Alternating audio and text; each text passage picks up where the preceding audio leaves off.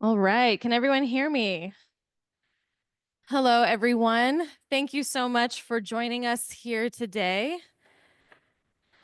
My name is Grace Donovan. I'm the Executive Director of the Rural Engagement and Vitality Center. We are a joint initiative of EOU and Willow Resources. We are thrilled to have you all here today to hear from innovators in Eastern Oregon. So we'll be hearing a little bit about our program with Rev and what we do in Eastern Oregon. Then I'll be passing it over to Brian McDowell with Business Oregon. Then we will be hearing from Joseph Wyno with the UAS Accelerator, and then hearing from entrepreneurs that are actively building companies that use unmanned aerial systems in business and learning what's happening across the hill. So we are thrilled that you are joining us here today.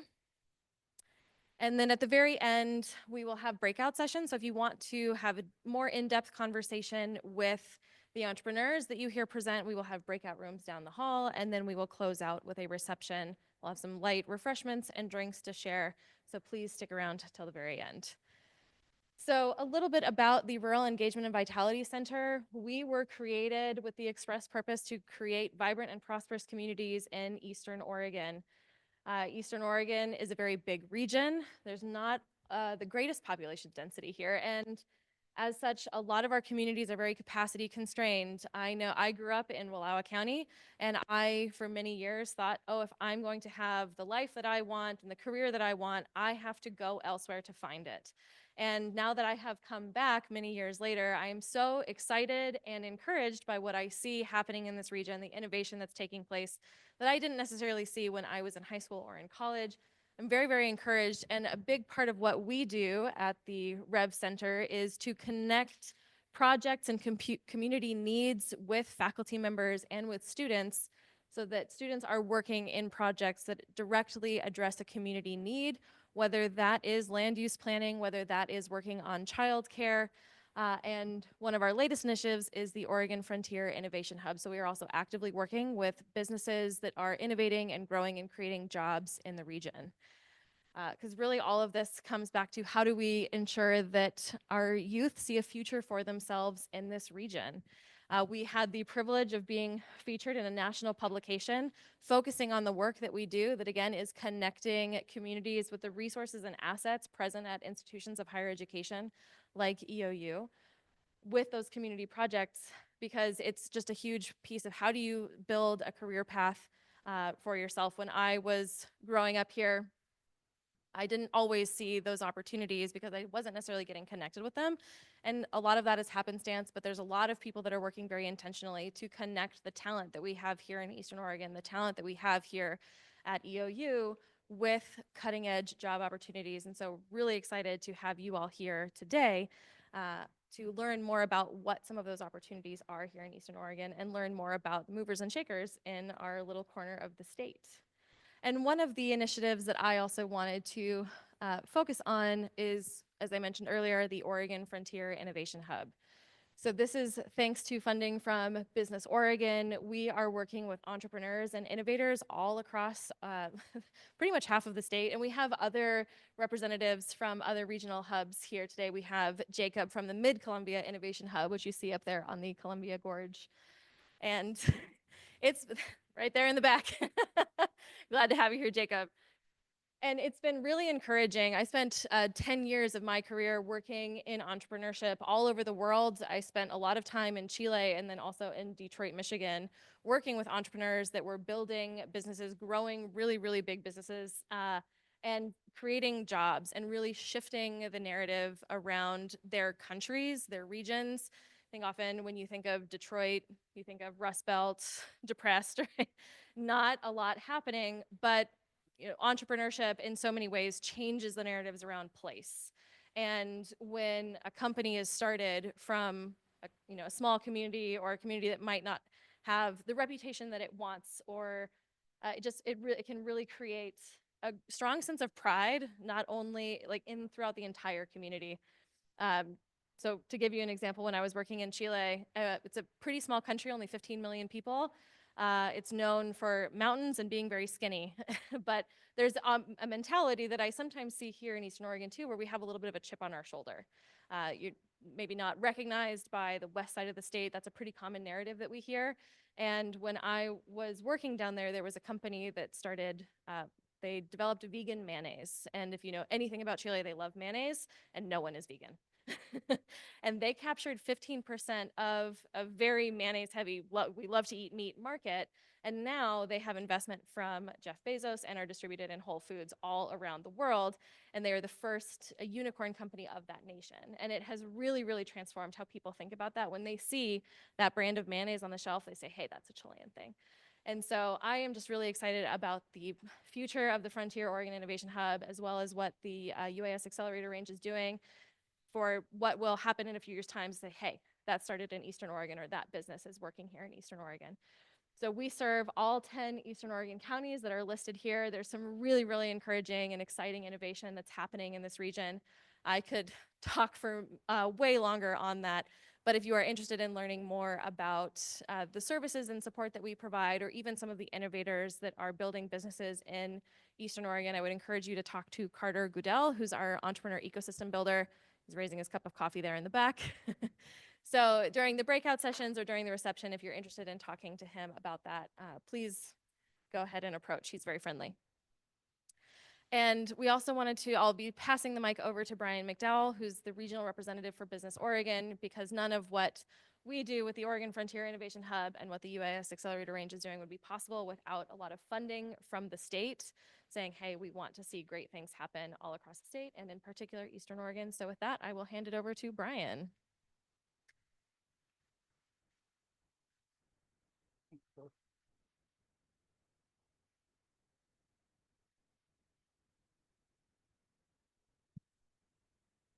All right, how's this? Can everyone hear me okay?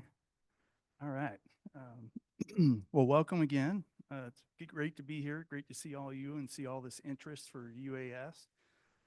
I think you're in for a pretty exciting afternoon, especially as you hear from Joe and you see some of the other entrepreneurs that are going to be presenting very exciting things that you'll see today.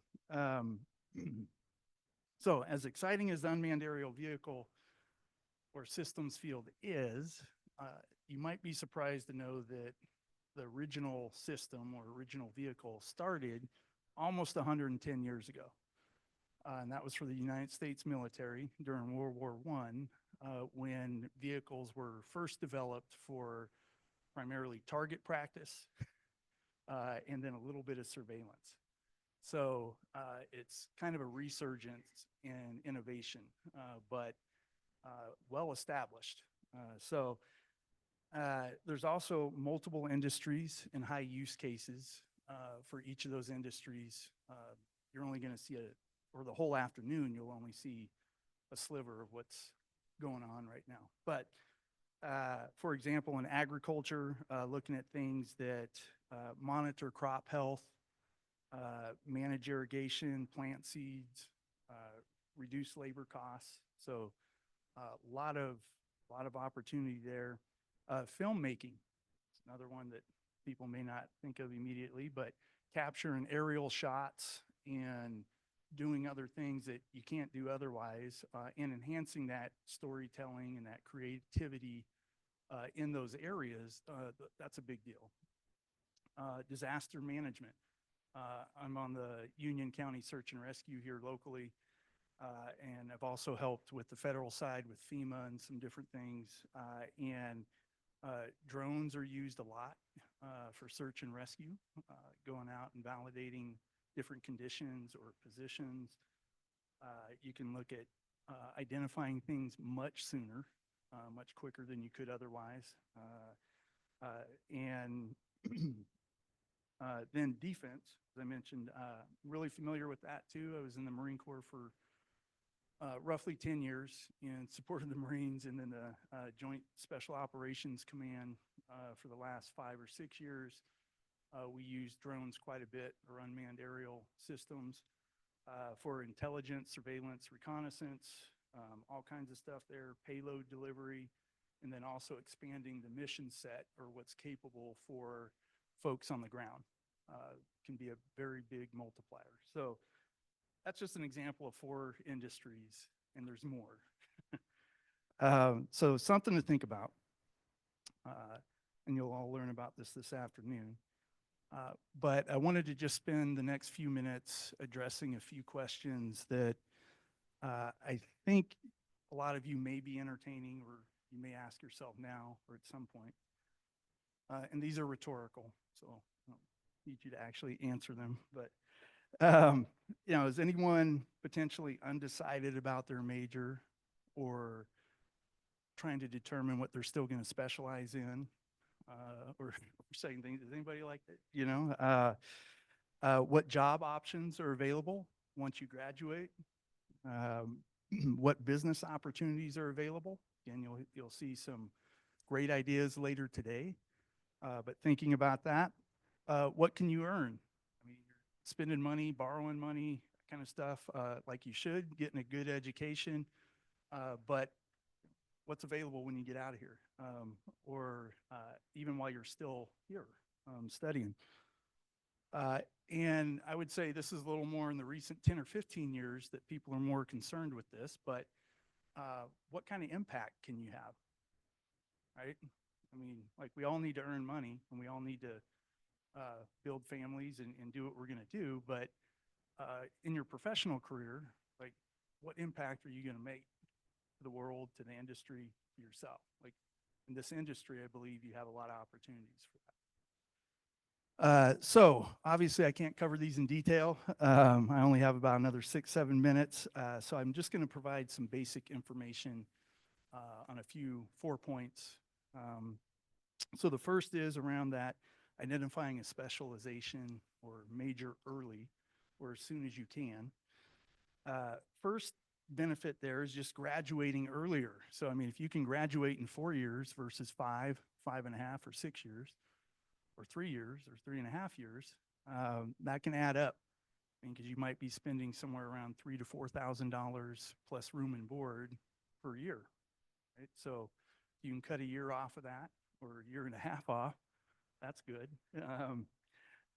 You can develop professional relationships early. So just like today, I mean, this is a perfect example what Grace is set up with everybody, as you get a chance to meet different people in an industry, from entrepreneurs to people running programs, and they connect with all kinds of other businesses and other people. So if you dial into that early, and whether it's UAS or something else, that's huge. I mean, that can really turn into some things for you when you decide to get graduated. And that can be opportunities after you graduate. And then internships, certifications, experience. Some of these are huge. You can get, like in this field, you could do some of this stuff while you're studying, and you could even come out and get certified probably by the time you graduate or shortly thereafter. Or if you're just doing the certification program. So those are huge things if you identify early that it's something that you might want to do. Point number 2, what types of jobs are available? Opportunities post-graduation, or even, again, during. A couple days ago, I just went on to Indeed, which is a major search engine for jobs, and just typed in UAS, and over 200 positions came up. And so I just pulled up 5 of them to give you an example. And these are just from like the first page, not even the second page. So you got UAS Operator 3 with In Situ, Boeing. I think it's Bingen, Washington, or Bingen, Washington. $27.60 to $37.95 per hour. This is a little more specialized, but ELINT, situational awareness, that's electronic intelligence. So that's going to be related to defense. That's with the Pentagon. Chantilly, Virginia, and that one's $112,000 to $179,000 per year. UAS flight operator for Paladin drones, Monroe, North Carolina, $50,000 to $60,000 per year. And then commercial drone UAS operator, Constellation Clearsite in Wilmington, Delaware. They didn't disclose, but what I noticed on here is they said 1099. So that's a huge benefit too, because that means they just want to be able to cut a check to somebody who can do what they're doing. So you effectively can be an employee, but then you get the benefit of having a business. And that's another discussion, but it can be way more financially advantageous for you to get a 1099 and then be operating as an independent contractor.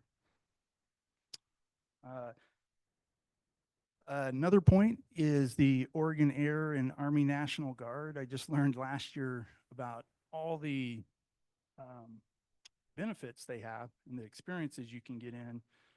And one of the big things I was kind of shocked is they get everybody who's a member a secret level security clearance. So if you're going to be in this field, that is definitely a boost. It's not a requirement, but if you have a security clearance and you can apply for jobs, one, you can apply for a much greater number of jobs that have a much higher pay rate, and also just different opportunities you can't get without it.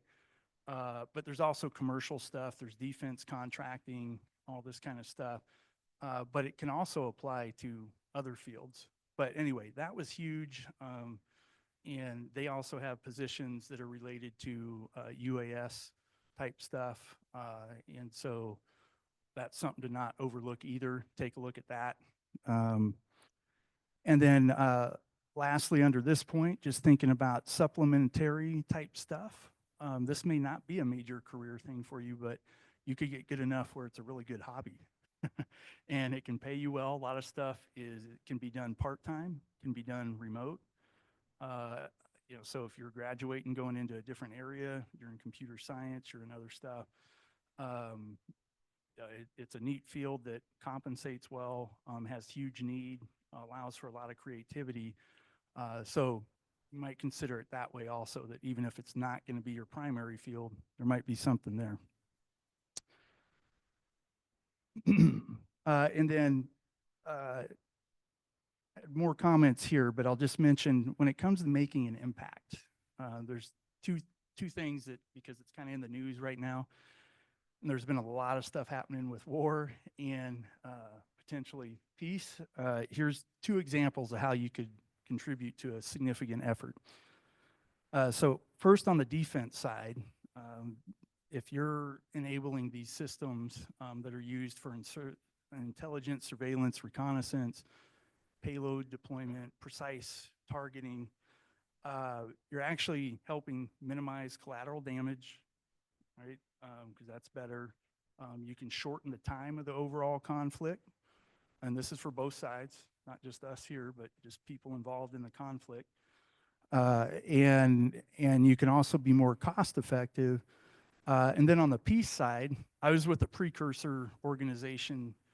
I was in anti-terrorism, and one of my roles was leading the Afghanistan-Pakistan task force in a weapons of mass destruction counter activity. And there's an organization now called Defense Threat Reduction Agency, and I was part of a task force that turned into that later. But those guys go out and monitor any emerging developments as well as treaties that are made with different countries when we're trying to validate any kind of weapons of mass destruction, whether that's nuclear, biological, drones like Hornet drones, and different targeting. There's some things in there that might surprise you that we're keeping track of, or that the Department of Defense keeps track of. But from a peace angle, these systems can lower costs, can help ensure compliance, help ensure people are acting properly. So it's pretty good. So a bunch of stuff there. And then my last point, I should mention, since Grace mentioned about Business Oregon, I'm with Business Oregon, a little bit about what we do. Our vision is to help create prosperity for every Oregonian and help partners do that. And our mission, I'll just read it verbatim here. is that Business Oregon invests in Oregon businesses, communities, and people to promote a globally competitive, diverse, and inclusive economy. So we're really trying to engage and help people at all levels, whether you're an individual entrepreneur or more so partners, like you'll hear today. We try to get behind those partners and fund them and support them so that they can extend those opportunities to you all. But we are available for businesses and entrepreneurs as well.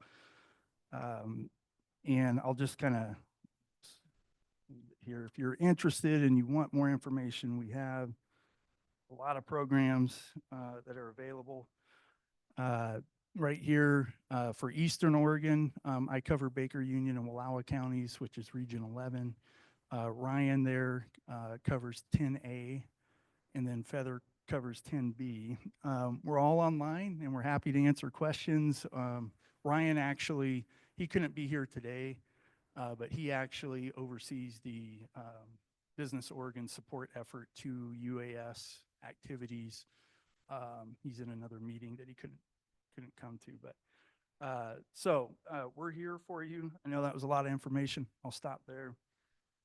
Feel free to contact us anytime, but I would just leave you with, I would highly encourage you to take a look at the field right now, early, and just see if there's something there for you or not, because you don't want to miss opportunities that could otherwise be there.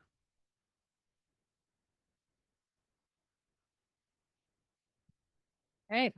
Thank you. All right, now we'll hand it over to Joseph. Would you like me to cue the video? All right. Okay. Thank you. All right. Yeah, you can go ahead and click there and you can press start. Thanks, Brian. Appreciate it. Yeah, I mean, you know, our funding through Business Oregon has been truly transformative. And the funding that comes through Business Oregon, by the way, comes to us through the Oregon Lottery dollars. And, you know, of all the initiatives that the Oregon Lottery sponsors, they chose our accelerator program as an economic impact driver in the state. And they created a video about us, and I wanted to share that video with you.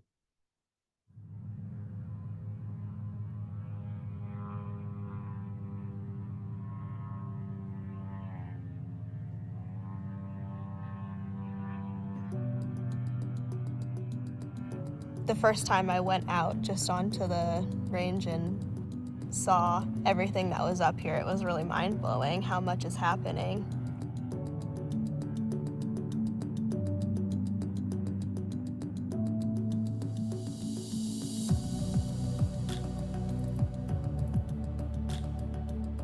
The Oregon UAS Accelerator was founded in 2024 as one of 5 centers of innovation excellence designated by the state of Oregon. UAS is unmanned aerial or aircraft systems. Our general vision is to become the leading hub for UAS and robotic innovation, fostering technologies that improve efficiency, safety, and quality of life for all of us. Pendleton UAS test range is the best test range in the country. We've conducted over 50,000 test flights here at the test range. It has 14,000 square miles of open spaces. Pendleton as a resource has this, great location in between Portland, Seattle, Boise. There's a history here of aviation. You're taking advantage of the fact that there are lots of farmland and mountains and rivers and all sorts of different challenges that you need to test a UAV against. You can access it all out here. Let's go fly in the mountains. Okay, we can do that. Let's go fly through a deep gorge along a river. We can do that here. Let's go fly over wheat fields as far as we can see. There's lots of that. We support startups in medical delivery, technology, environmental monitoring, and fire rescue that are in that commercializing and scaling phase of their business. What participants are getting here is connections to people, information, and then validation of their idea outside of their own personal network. The idea behind bringing a cohort together is for them to work together, learn together, share ideas, and solve challenges together. All the resources they provide is just incredible, and it's the backup and it's the team that you need as a startup. It's a huge opportunity for us to kind of capture our vision and bring our product to life and company to life. They provide the resources, the team, the funding, and the expertise that unmanned aerial system companies and startups need to hit the ground running and become a real company. It's a very collaborative environment, which I think is a really cool part of the program. Everybody's willing to help out everybody else. This experience has really given me a lot of confidence and helped me build skills that I'll be able to take on into my education and into my career in the future, which is a really big deal to be able to do right here in Pendleton. It is really an investment by the state in the concept that there are businesses and industries to be built around the idea of unmanned aerial systems. There is no test range that is larger or has more utilization than what they have in Pendleton. It's now a matter of us supercharging that effort so that they can attract and develop technology to be much more competitive. At the end of the day, what we care most about in Oregon is having a stable, healthy, thriving economy. There aren't a lot of other states that get to do this work focused on innovation and the way we can do it, and we couldn't do it without lottery dollar support. The Oregon Lottery funding has been transformative, not only to our program, but the startups that we assist. Our unique approach, enabled by lottery funds, allows startups to grow while maintaining full ownership, making a significant impact on both innovation and the communities in which we live. It's about understanding that you're building the foundation for a thing that will benefit us for years and decades to come. The fact that we're able to bring resources to help grow this small community, there is incredible opportunity to help build more of an epicenter. The chance to do it with all this state support is just, it feels like a once in a lifetime kind of thing. I think what inspires me the most is the Pendleton's willingness to embrace the technological future, which is UAS and robotic development, while maintaining and honoring their past. The Roundup's not going away. The wheat is still gonna get grown here. They're still gonna make whiskey and woolen blankets, but like they need to keep the economy growing, and this is next best use of the natural resources that are here. The best part about being here is the people. Interacting with everybody has been a joy to see everybody's projects, see everybody's ideas, and just come together as a group and try to make our dreams happen.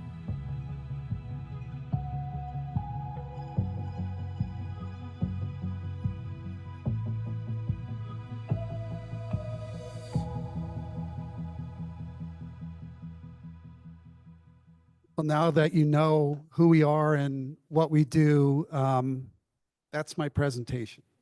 No, I'm just kidding. I wouldn't do that to you. So, I'd like to introduce to you Percy.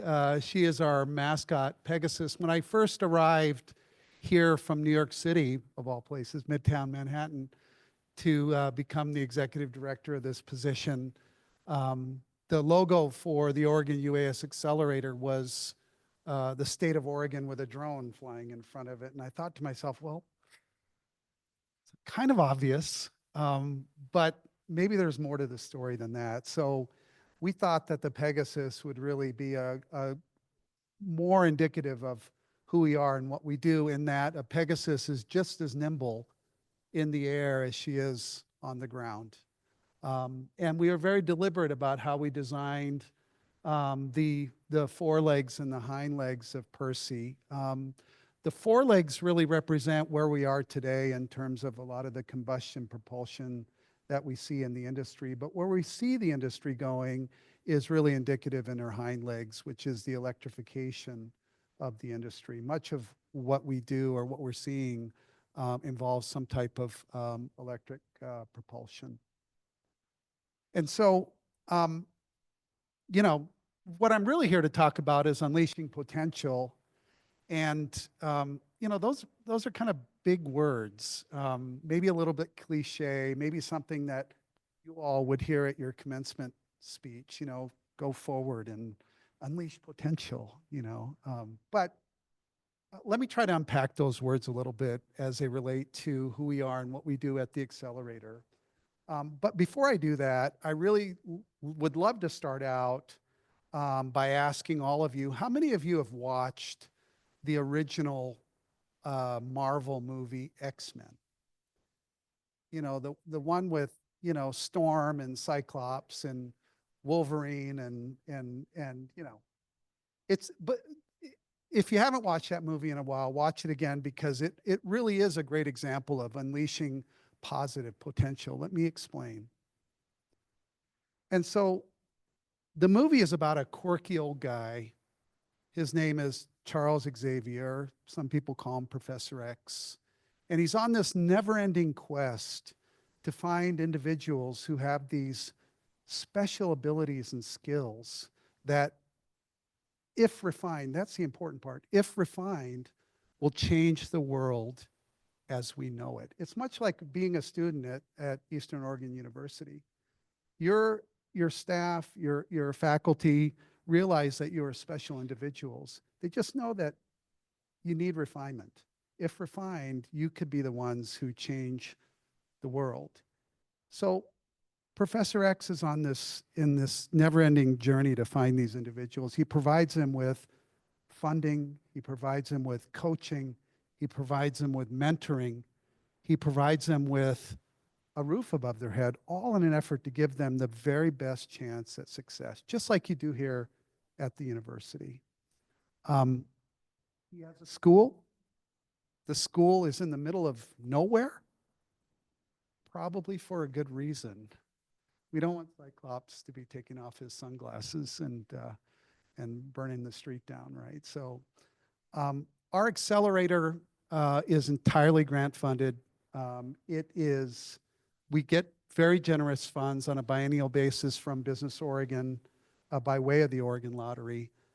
We have been established by the state of Oregon, as the video mentioned, as a center of innovation excellence. There are only 5 in the state, and we are the only one of those 5 that focuses on accelerating the future of unmanned aerial and robotic systems. And so I'm Joseph Wyno. I am the quirky old executive director of the program. I am very similar to Professor X. I'm on this never-ending quest to find individuals, in my case, startup founders and talented students that exhibit these special abilities and skills that, if refined, will change the world as we know it. We provide them with funding, we provide them with coaching and mentoring, all in an effort to give them the very best chance at success. And many will argue, we have a school, it's in the middle of nowhere, you know, rural Eastern Oregon, Pendleton population, 17,000 people. You know, we live in a sea of gluten, you know, wheat fields for as far as the eye can see. But guess what? We're in the perfect place to be to test unmanned aerial and robotic systems. And so, you know, I lead this organization. I don't necessarily have a deep background in drones and robotics. My background comes in setting up startup incubators, accelerators, and innovation hubs. I've been doing that for most of my career. I came here, as I mentioned, from New York City. Prior to that, I ran the largest nonprofit startup accelerator in the country out of Newport Beach, California, sector agnostic startup accelerator, helping about 270 startups annually, achieving really, really strong metrics. During my tenure, our startups went on to raise $1.5 billion in capital, created 5,000 very high-paying jobs for their communities, and in terms of exits through IPO and mergers and acquisitions, just under $6 billion. So you're probably wondering, why did you leave that gig, right? It's because I lived in LA at the time, and I just got tired of traveling and driving on the highway between LA and Newport Beach every day, which was about 4.5 hours on the highway each way. And I thought, gosh, and I had a home in Portland in the Beaverton, Hillsboro area. I still do. I've had that home for 25 years, and I thought, gosh, is there a way to get back here to Oregon and make an impact on the entrepreneurial ecosystem here? And this RFP came up for this CIE, and I wrote it. They liked it, and I was hired, and now I'm back in Oregon, and I'm super happy to be here. So, you know, our mission is very simple, and that's to become the preeminent hub for UAS, UAV, and URS, which is unmanned robotic systems development, fostering a really kind of collaborative ecosystem where startups, industry, strategics, investors can all thrive. We empower entrepreneurs within this sector through, again, our funding, resources, coaching, and mentoring. We advocate for them even after they've left our program and graduated. So we're super proud about that. And what we want to do really with our startups, and you'll get an idea of this when they each come up and introduce themselves, is we want to transform their visions into really market-ready ideas or market-ready solutions for this industry. And so I'd like to make the distinction that we're not an incubator. So we don't accept individuals who are still at that back of the napkin ideation, iteration stage of their company. They're really more advanced than that. They're at a point now where they have funding in many cases, either through equity, through private equity, or through grants. And now they're just having us help them figure out what their commercialization and their scaling strategy is. And so let's talk about the global market opportunity for UAS. And Brian alluded to that during his presentation. It is a burgeoning, growing industry. As of 2024, the global UAS market is worth about $45 billion, covering military, commercial, and consumer uses. Each area has its own growth drivers. Defense applications are pretty obvious.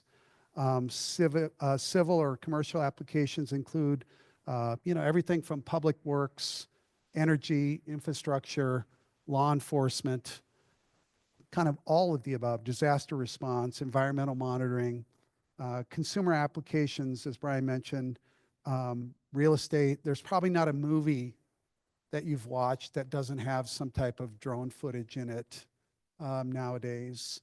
And there's a lot of recreational use. The recreational use of drones is growing increasingly as well. So let's take a little bit of a deeper dive into this. The U.S. market is set for very substantial growth. As I said, it's a $45 billion market in 2024 and estimated to grow to $68 billion by 2029. And what's even more interesting is its CAGR, or its compounded annual growth rate. It's very healthy at 8.6%, which means that it's growing fast. And this growth is driven by achievements in AI, machine learning, more intricate sensors, and the materials that are used. And this is expanding commercial and civilian applications, as I mentioned in my previous slide. UAS technology offers faster, more efficient, and cost-effective solutions for large and small-scale projects, kind of across the board. And so this is a pretty interesting chart, this pie chart. It shows the growth of military and commercial UAS markets 24 to 29. And the key points I want to, kind of the key takeaways from this are that the commercial UAS market is larger than the military market. And that might be surprising because most people associate drones with the military. But both are steadily growing, make no mistake about that. The commercial market is expected to rise to $30 billion in 2024 and $43 billion in 2029, while the military market will grow from $15 billion to $25 billion over the same period. Though the commercial market remains bigger, the military segment is growing faster.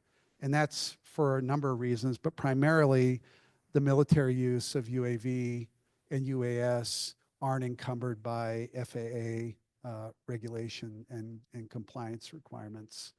And with that said, as soon as the FAA regulations and compliance are approved and implemented, I believe the floodgates will open to commercial UAS use on a much broader scale. These trends really highlight the increasing role of UAS technology in both defense and civil and commercial sectors, such as infrastructure inspection, environmental monitoring, disaster response. And so let's talk about drones. I mean, the UAS market is segmented by type, size, and end users. So the types that we see are fixed wing, rotary wing, and hybrid systems for different operational needs. Sizes range from small drones under FAA's Part 107, which means they're under 55 pounds, used in commercial and recreational settings, to larger drones for military and industrial tasks. End users are divided into military, commercial, and consumer sectors, each with distinct growth drivers and applications, from defense operations to civil, public, and personal use. Drones in the commercial markets are classified in sizes ranging from micro, which are less than 250 grams, medium, small, medium, and large being over 330 pounds. And the defense industry places them into groups ranging from group 1, which is under 20 pounds, to group 5, which is over 1,320 pounds. And so North America leads both in military and commercial UAS applications, while Europe is focusing on developing a comprehensive regulatory framework while promoting commercial adoption. Asia, particularly China and India, represent a very fast-growing region. Emerging markets are the Middle East and Africa, which present new opportunities for market expansion. But make no mistake, China, in our opinion, is a behemoth in this area, and we need to do all we can in this industry with smart students like you to catch up. You know, the key technology trends shaping this industry are obviously AI and machine learning integration. These are really the brains for the things that you see flying in the air and the things that you'll see crawling on the ground. You know, advanced sensor technologies, improved battery and propulsion systems, as I mentioned, in many cases, you know, transitioning from combustion to electrification, and maybe even finding something in between, like a hybrid system. And so, you know, 5G integration and connectivity, super important when you're transmitting data that you're collecting from the drone. So these areas, or these advancements, are enabling more efficient infrastructure inspection, faster disaster response, enhanced environmental monitoring, and precise management of public assets. And ultimately, what it does is it improves the effectiveness and cost efficiency of commercial and civic projects, as well as defense initiatives as well. And so, you know, as I mentioned, we want to, and we know we will, become the leading hub for startups involved in the innovation and integration of UAS and robotic systems. This picture is actually really cool, and many of you might not realize this, but, you know, those of you who experience what we do at Pendleton, we kind of pinch ourselves every day because we're located in a historic 33,000 square foot World War II B-17 hangar that once housed 79 of the 82 Doolittle's Raiders. And just to know that they were training in this facility and innovating in this facility, and having that same opportunity now is just kind of awe-inspiring to us. And our goal really is to continue to provide startup founders with this funding, coaching, mentoring, and support to give them the very best chance at success. And so to achieve our goals, we have 4 core centers of excellence. As I mentioned, we're a school just like you are, and behind every great school is a great curriculum, and we're no different.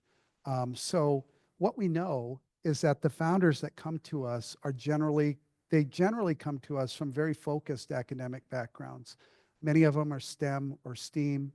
They're either mathematicians, computer scientists, engineers, either aeronautical or civil, commercial engineering. But they may not be the best business people, because up to this time, they really haven't had the need to interact with people per se. And so one of our goals, or one of our, core centers of excellence, is that we have a very rigorous 12-week curriculum that's mandatory for each of our startups to not only be a part of, but pass. It's graded, but we teach them how to be more business and funding ready, how to understand what a great investment looks like, whether that's an investment from a venture capital firm or an angel investor, a high net worth individual, or even your Uncle Phil or your Aunt Betty, right? Who might provide you with your first friends and family round for your company. But we teach you how to be more business and funding ready. We have the nation's only 12-week government SBIR grant curriculum. And why is this important? It's important because founders at this stage, it's very difficult to convince an investor that they have an innovation worth investment. So they're kind of in this conundrum because they need the funding in order for them to conduct more research and development and collect more data to share with investors and say, hey, just don't believe us. The data doesn't lie. Here's the data that shows that we are a great company that you should invest in. So by securing a non-dilutive grant, right, it helps them extend their runway to allow them to collect this data and do the research and development necessary to convince an investor that they have something that should be invested in or something that's disruptive. We have a technical readiness program. We have a technical mentor in residence. He was formerly with In Situ out of the Gorge.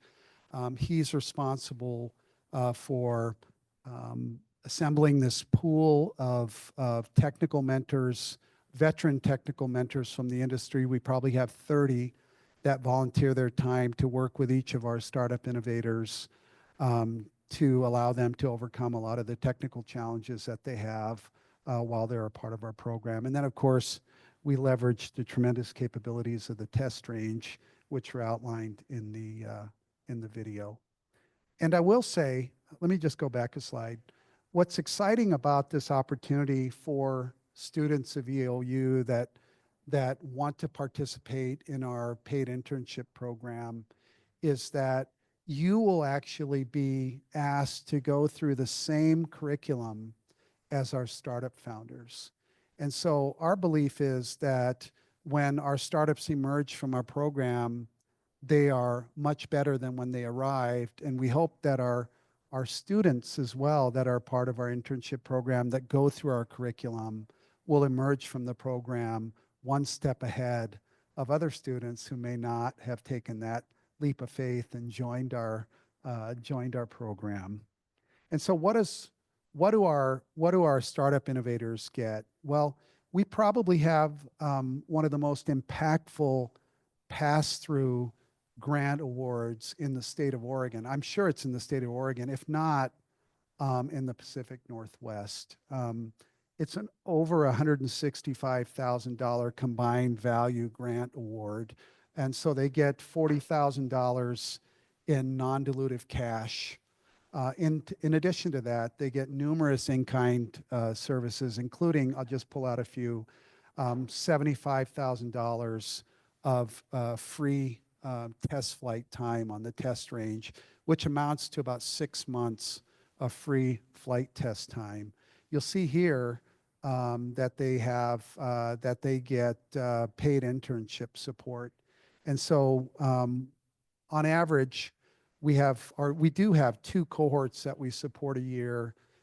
Each cohort has 5 to 7 startup innovators, and what we like to do is we like to match up 2 interns per cohort member. So we bring in around 10 interns, 10 paid interns per cohort. So our first cohort is from March until the end of May. We realize that's for many of you is during the school year, but we make exceptions and we have some virtual participation for students that are still in school. However, our June cohort, that's an in-person cohort for students because you're in summer break.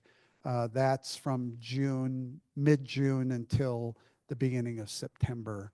And that actually adds a new dimension to what we do. When you're actually on site, working, kind of rolling up your sleeves, working kind of side by side with a founder, it truly is kind of a magical experience, something that you would not get out of a virtual internship. So if you're interested in applying to our June cohort, applications can be found on our website, and I'll have the QR code up for with you in a second here. And so, you know, again, we're very, very fortunate to have the support from very generous strategic partners. Business Oregon has just been the best organization to help us get us to where we are, and we know that they'll get us to where we need to be in the future as well. And the Oregon Lottery, very generous with their funding. City of Pendleton, we could not do it without the support of the city, and the Pendleton UAS test range. And so these are some of our sponsors and partners. Flight House Engineering, they're based out of Portland. They kind of fly under the radar, but they do really great work and have worked with great companies in terms of composites and designs that they've done for, you know, Airbus, a lot of the big companies. Autodesk, I don't know if we have any engineering students here, but Autodesk provides kind of leading edge software in 3D modeling, and all of our startups get free access to their startup suite. AUVSI, Infinetics, Sigma Design, and Sage Tech all are very good sponsors to our organization. So I want to thank you. I know this is a bit long-winded. If you want to scan the QR code, that'll take you to our website. You can find the intern application tab.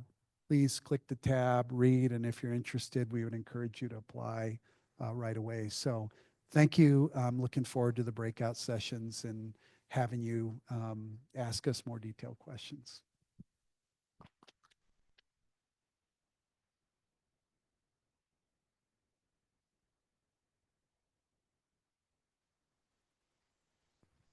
Thank you so much, Joseph.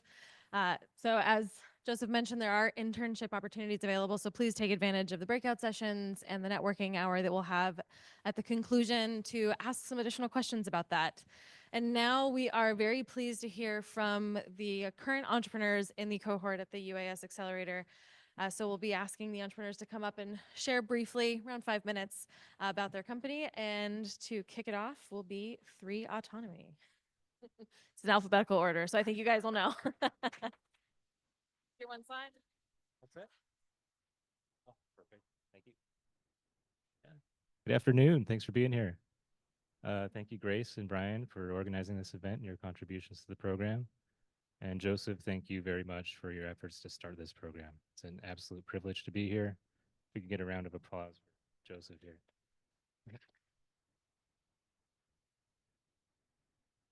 So I'm Maxwell Anderson. I'm a resident of Pendleton, Oregon. Went to school in University of Idaho and North Seattle College. Moved back in the last 4 years and learned about the program here on the range I can't tell you how exciting it is to see this innovation occurring in East Oregon. And it's just incredible the technology that we have right in our backyard.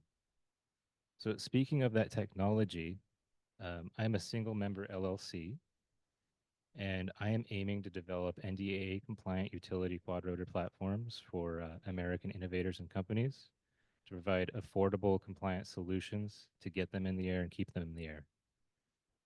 Now, how many people know the current market share of DJI in the United States commercial market? Have any guesses? 70%. How many people knew that? Yeah, it's shocking. I heard that. I couldn't believe it. If you could imagine 70% of all the cars on the road, all the tractors, all the industrial equipment made by a foreign nation. There's nothing too wrong with that. I mean, BMW, Volkswagen, great cars, friendly allied nations. Without talking too much about the politics, it's not so much the problem that they have dominant market share, it's why they have dominant market share. And it goes back to manufacturing. The last 50 years, the traditional business model has been offshoring American industrial capacity and manufacturing. The core value proposition of 3 Autonomy is going to be reshoring that manufacturing capacity here in Pendleton, Oregon, co-located with the range and the accelerator program. Now, in my experience, I've got over a decade in electronics manufacturing, IT infrastructure, and application development. Not specific to aviation or UAS, but I found that the technology stack in those industries was very applicable to this technology itself. And so when you're in these programs, when you're looking at your career in the future, we have incredible opportunities at every level of the stack. We've got hardware, firmware, software, manufacturing, business operations, logistics. Anything that you study, find your competency, find what interests you. And if you go into UAS, it's not going to be a waste of your time. There's huge cross-domain applications for all of these technologies. And I would very much look forward to working with you in the future.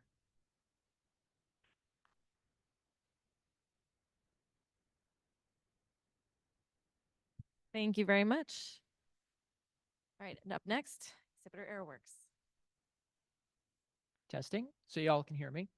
Yeah, so I'm Steve Carlson, and again, thank you, Joseph, for making this all possible for us to come. So I'm excited to be a member of our second cohort, or the second cohort here.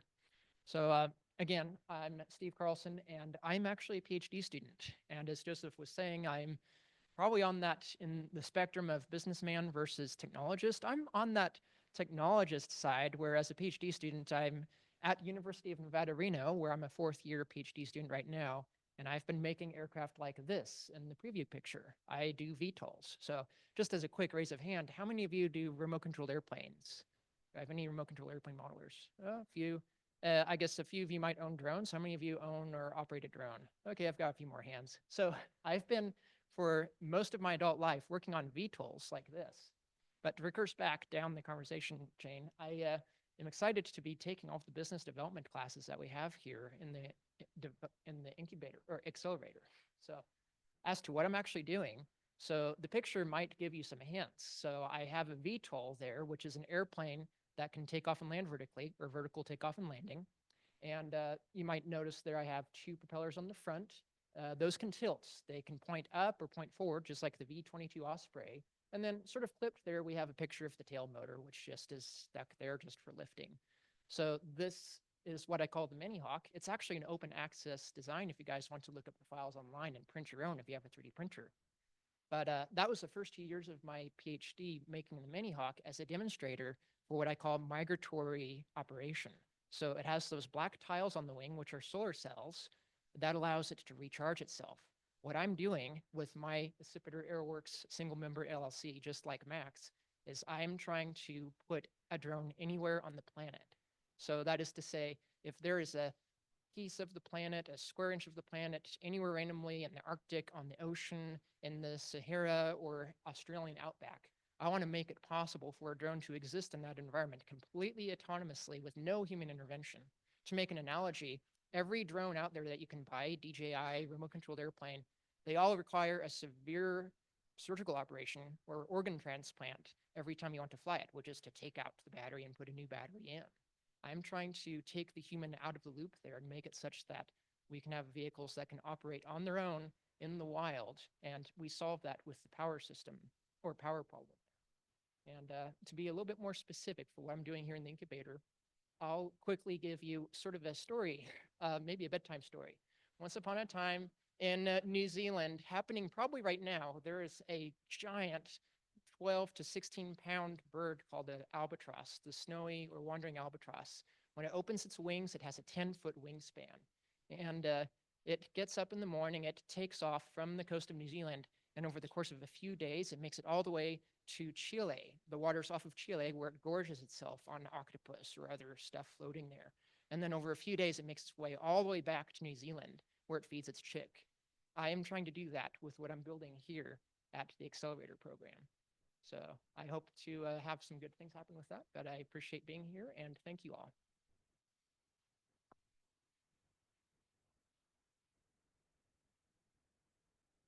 All right, up next we have Drone Spotter.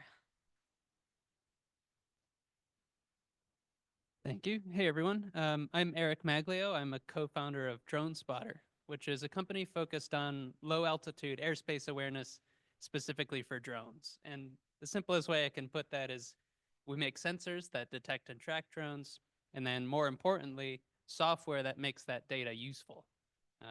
And that kind of solves an interesting issue that we're seeing nowadays where we're seeing a lot more drone usage in our airspace for commercial use, recreational use, public safety, all sorts of things that other members of the cohort are working on. And it's kind of ahead of our ability to really understand the impacts that those are having on the airspace. However, a lot of the systems that are available now to do that, very expensive and not really accessible for a lot of interested parties. Our system is based on remote ID, which is a federally mandated thing that drones have to do to broadcast their position to kind of act as a digital license plate for that drone. And that allows us to do detections very cheaply. It allows us to make software and sensors that are accessible to more stakeholders and really kind of democratize airspace awareness. You can still have non-compliant drones that we won't be able to detect, but you can go take your license plate off your car and do crimes too. Somebody at some point is going to use other means to deal with you at that point. So some of our customers so far have been emergency response, not necessarily from an enforcement point of view. A lot of police, fire nowadays but they're not interested in reprimanding people for being irresponsible with drones unless they cause incidents, but they are interested in informing operators and the public about things they might not know about where they can safely operate these vehicles. Other applications have been professional security or infrastructure security. So sites that need to make sure that drones are not flying around and doing nefarious things, but can't necessarily afford the big expensive military grade systems can use our technology. And the software that we're working on to do cloud analytics on that data can really go and expand on those sorts of applications. So, for example, on the screen you can see our web app. That's an example of a flight that we tracked with one of our sensors. That drone was flying over a water treatment plant.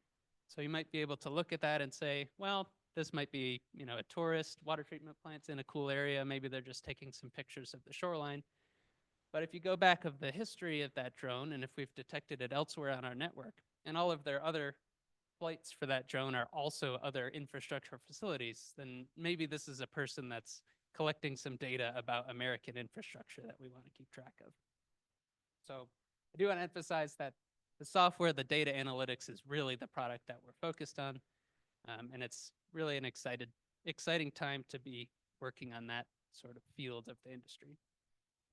So at Pendleton, we're focused on taking our hardware and software from pilots and proof of concept closer to something that can be deployed and produced in the mass market. And we're happy to be able to take advantage of the development and testing resources available to us. We're happy to be in Oregon and to meet with you guys as well. And so thanks. Thank you. Moving right along, up next we have Morgan Geospatial and a model. Just a little one. Hi, everybody. Thanks for having me and being here. And again, like the others said, Joseph and everyone that supports this program, just amazing. I'm honored to be here and part of this amazing range and facilities and staff that we get to work with. I'm working on a fixed wing VTOL. Long range, high speed is kind of the two differentiators. Has a lot of other safety features built in. It has a separated lift system and thrust system, so it when it's flying on the wings, it's very efficient, like a propellered aircraft, and yet it has the flexibility to take off and land vertically as well. So I'm working on flying at least one of these at the accelerator for this period. Super excited to have access to folks that are familiar with the flight control system that I want to use, that I have no experience with. So that's been an amazing thing already. Even some of my cohort members have experience with that. And it's just going to be a huge help for myself to get these 2 or 3 of these versions of this marketable and ready by the time I leave here. And that's the goal, is to move from just doing drone services, as Morgan Geospatial had been in the past, to also building proprietary hardware and modifying that hardware to be used for various missions. The long range and high speed, I'm talking about hundreds of miles of range instead of less than 100 miles or 50 miles of range as some other typical drones have. So long missions like power line inspection, can be done very efficiently, as I said, 100 miles at a time or hundreds of miles at a time, and not, 20 miles hop, 20 miles hop, and chasing that vehicle. You can do very efficient long range missions. Search and rescue is going to be a huge thing, being able to scan a larger area, but even a good example being able to deliver small amount of food and supply for, say, a hiker that's lost or injured. And this drone can spot them, relay coordinates back to ground crews. And if the ground crew can't get to that person for a day or a few days, then this drone can bring food and water so they can survive. So that's one mission I actually hope to demonstrate at the range before I leave. We're going to throw somebody out in the mountains 10 miles away, and I'll pretend they're stuck and deliver some protein bars and some water. I hope to make that demonstration too. So yeah, that's what we're doing now, and I am so excited to be here and grow my business this way. So yeah, well, this is a 40th scale. There's 2 I'm going to want to work on here. One of them is about a 5-foot wingspan, and one is about a little over 11-foot wingspan that'll have a 10.5-pound payload. So those are the 2 that I hope to work on, both of them being in excess of 100 miles an hour for flight speed. And like I said, very long range, the larger one being even a couple 100-mile range.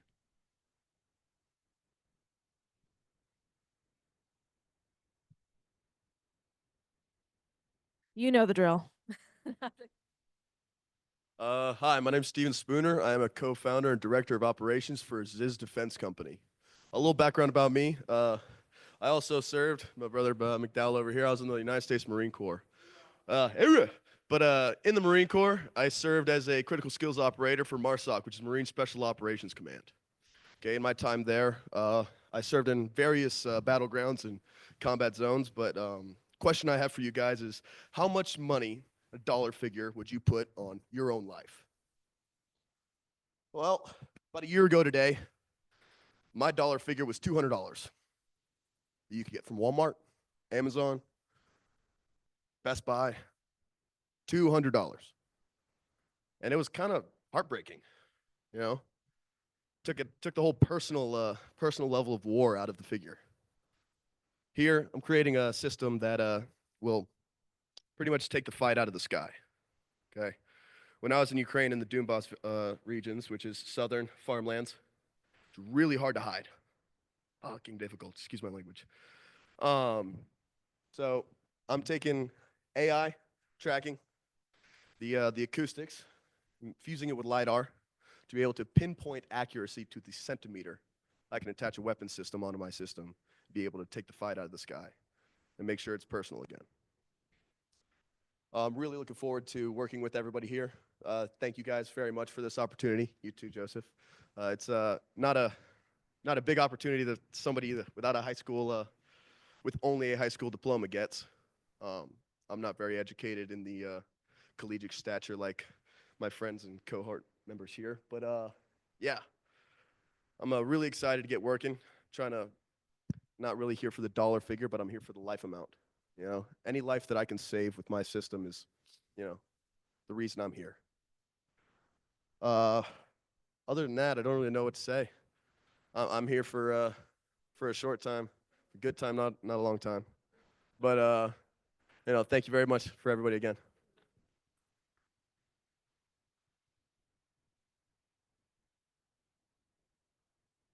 Well, thank you so much to all of our presenters and just for sharing about your ideas and the innovations that you are working on at the UAS Accelerator range. So now we have the opportunity, if you are interested in getting to know some of these entrepreneurs a little bit better, asking some questions about their business, and exploring what potential internship opportunities could be at the UAS range. We have breakout rooms. Ziz Defense and Drone Spotter will be in Zabel 106, and in Zabel 110, we have 3 Autonomy, Morgan Geospatial, and Acipiter Aeroworks. We'll be gathering back here around 5. We'll have some refreshments out in the lobby. So if the discussion is great, you know, please go ahead and stay and keep those conversations going. But as you're ready, you can come back to the lobby, mingle, talk with other folks who you maybe weren't in the breakout room with, but we just really encourage you to use this time to ask questions, learn more about the innovators in Pendleton, and explore if this is something that you're interested in pursuing further. So thank you all so much.